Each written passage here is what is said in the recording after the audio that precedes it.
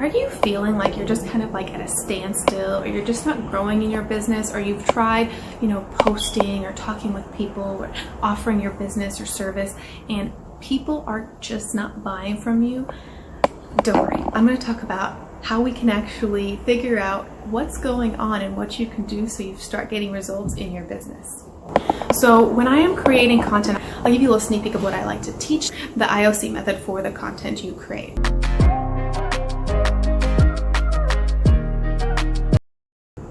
If you're new, my name is Christina Spoor. Make sure you subscribe and hit the like button if you're stoked about learning how you can actually improve and get more sales in your business. So this video came about because I started seeing a lot of growth in my Instagram recently. And I've been online for 7 years, so I know exactly what it's like to feel stuck or feel like you're just not going where people aren't wanting to buy your products or services from you.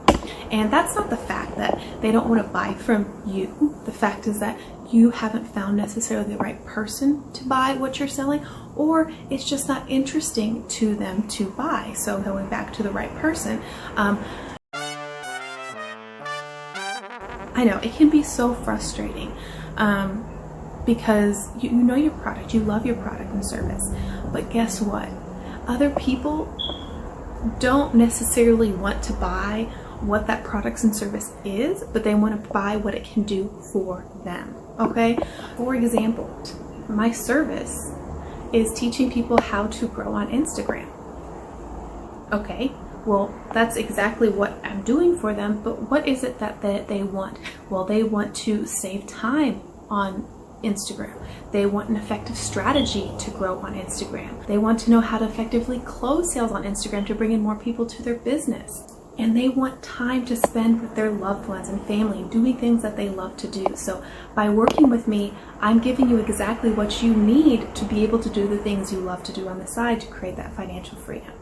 So think about your business. What is it that someone wants? If you are in a beauty business and you're selling makeup and cosmetics and someone is looking for something to help maybe with their acne, well, guess what? That's what they want. That's what your selling point is. It's selling acne. So you have to know and understand your customer before you even sell to them. So I know a major reason you're not making, sorry, I keep switching because my hand is shaking when I'm talking, but major reason why you're not making sales in your business is the approach that you have with someone. Okay? And I know this because I did this. And the people I work with and coach, they do this. Okay? So if you are approaching someone because they liked a comment, or you're finding them on social media and you see that they could be interested, and you just send them a message saying, hey, I'm in this company, are you interested in trying it out? Or hey, you'd be a great fit for this company, would you like to try it out? Or I'm looking for 5 more reps or consultants or whatever, would you like to try it out? That is such a turn-off. You're going to hear crickets most likely. And if someone does respond, it's gonna be like, no, I'm not interested, thank you. Okay? So the approach you want to take is the inquisitive one. That's the right word, inquisitive. You want to ask questions. You want to figure out what this person needs and what they're struggling with in order to help them solve their problem, okay? So you do this by asking questions. This is key. If you're not asking the right questions and you're not getting the right answers, then you're not leading to the sale. And this is exactly what I teach inside my coaching program. If you are interested in that, you can always book a discovery call. I like to do a 30-minute discovery call to learn more about your business and how I can better help you and if this program would be right for you. So go sign up and book a session if that's something that you would be interested in. Don't worry, it's completely free. I just want to talk with you and learn more about your business. Link is in the description. So, talking with people and DMing them the right way is key, okay? So, the other thing, we kind of went right into the DMing, but we're going to rewind it to the before part. So, what if you're on your account? And I had someone today tell me that someone recommended that they should not post on their Instagram feed as often, but post stories all the time. Now, I'm going to disagree and agree with that at the same time.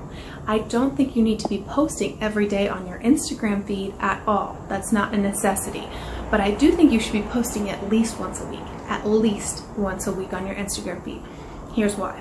because your Instagram feed pops up in your followers' home feed, okay?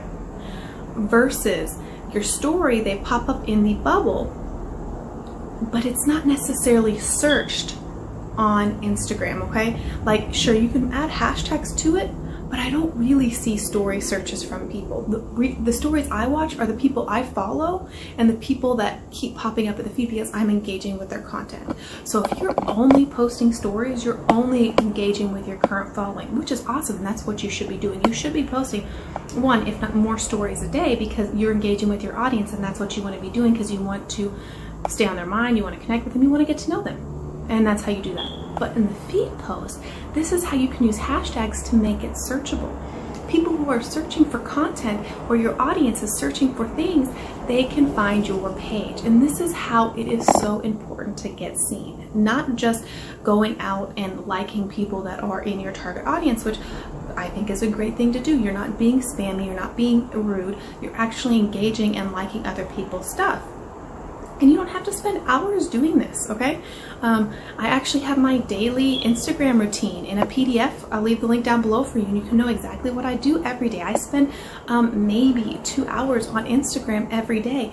Majority of the time, I am just DMing because that is where the sales happen. That is where you get your customers, okay?